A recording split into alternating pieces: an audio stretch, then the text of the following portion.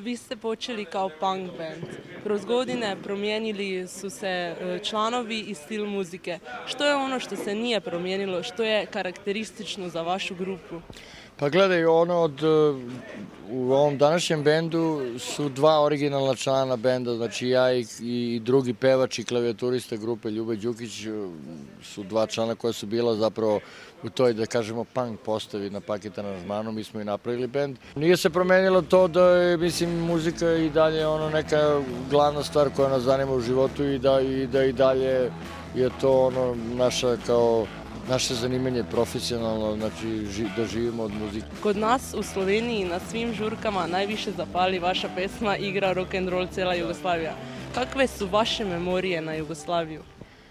Pa čuj, to je, mislim, ta pesma je nastala 88. godine, to je bio kao neki period kad smo mi posle nekog, u stvari, dužeg niza godina gde smo bili kao neki, da tako kažem, underground band, kao konačno, u stvari, se ta neka popularnost benda digla i onda smo mi počeli, posle albuma Distorzija, da puno više sviramo po celoj toj Jugoslaviji. To je zapravo nama bila priča o tome kako konačno mi sviramo svoj rock'n'roll u celoj toj nekoj državi koja se zvala rock'n'roll, koja se zvala Jugoslavija. Ove godine Električni orgazam ima 30. rođendan. Kako ćete ga proslaviti?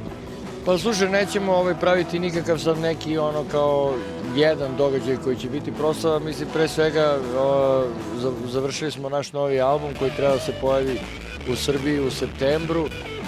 Nadam se da će se i u Sloveniji pojaviti verovatno u novembru.